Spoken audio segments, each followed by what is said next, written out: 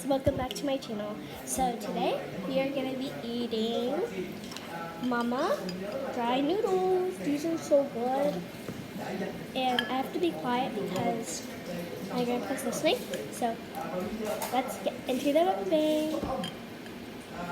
First, I'm going to eat some.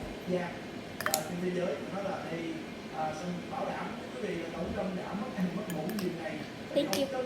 Twinks.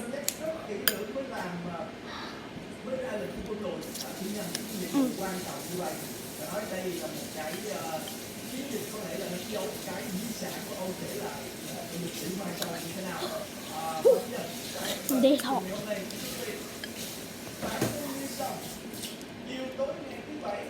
Ngày 21 tháng 6 năm 2025, Tổng thống Donald Trump đã ra lệnh cho một cuộc ném bom thành công của Hoa Kỳ vào 3 địa điểm hạt nhân của Iran. That's blessing, guys. The spice level is 5 to 5. No, 10 to 5 right now. It's pretty hot. Chiến dịch này nhằm vô hiệu hóa năng lực hạt nhân của Iran. Với việc Israel phối hợp hoàn toàn với Hoa Kỳ, các quan chức Iran thừa nhận cuộc tấn công, nhưng tuyên bố các tác động có tiểu do đã sơ tán trước đó. Để trả đũa thì Iran đã phóng hỏa tiễn vào thành phố của Israel làm hơn No reaction. thương và cảnh báo về các phản ứng tiềm tàng tiếp theo. Guys, I'm gonna act like one of those Spice Kings. Wait, I'm gonna act like the Spice Kings eating spicy noodles. Okay, this is them.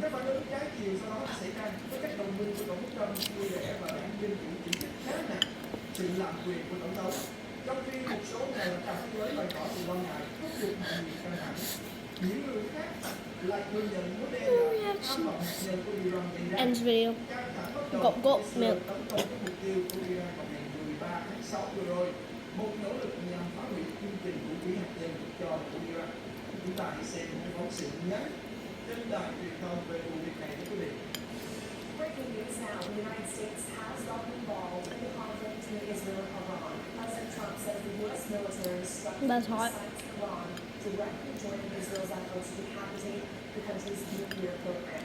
Trump posted on social media a little bit before 5 o'clock today. He had completed a very successful attack, he says, on 3 nuclear sites in Iran.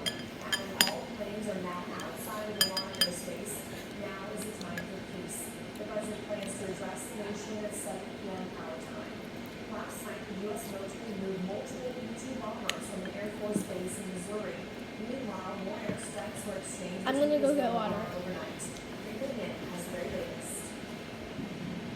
As the Israel-Iran conflict extends into its second week, the two sides exchanged fresh strikes overnight Friday Saturday. Israel targeted Iran's largest nuclear research complex, according to an Iranian official, while Israel still killed 2 commanders of a elite branch of Iran's Islamic Revolutionary Guard Corps. Israel's military also said 2 Iranian drones managed to get past Israel's air defenses, a rare event, striking sites in the Water. United States. Meanwhile, President Trump says the conflict is taking a possible diplomatic solution if not he decides on U.S. involvement.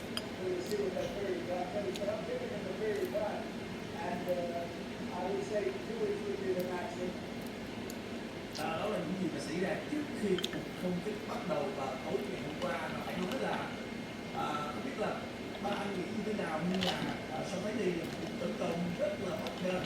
Bản thân con thì sau That buổi is livestream hot. ngày hôm qua nó tối thì vài tiếng đồng hồ sau,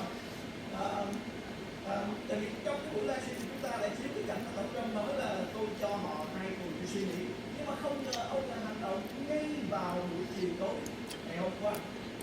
Thì phải nói là điều này nó làm cho mọi người rất là surprise. The spice level is 5, 10 to 8. Về cái vụ việc này không có gì hết trơn. Đúng rồi, bắt đầu đang khi gặp phản ứng như thế nào trong cuộc tấn công vừa rồi. Đây là một cái cuộc tấn công có thể nói là tấn công sẽ đi vào lịch sử. Là vì cái quyết định này rất là khó khăn, không phải là đơn giản. Vấn đề của Iran là vấn đề tuyệt đối của thế giới từ cả 40 năm. Và không hiểu là những người đảng Dân chủ nghĩ sao. Let's do a water refill. Suốt thời gian 30 mấy năm, giáo chủ Ayatollah Khomeini cầm quyền, không có ngày nào mà người dân Iran không xuống đường và kêu gọi là death for Gaza, death for Israel. Và đằng sau lưng của Iran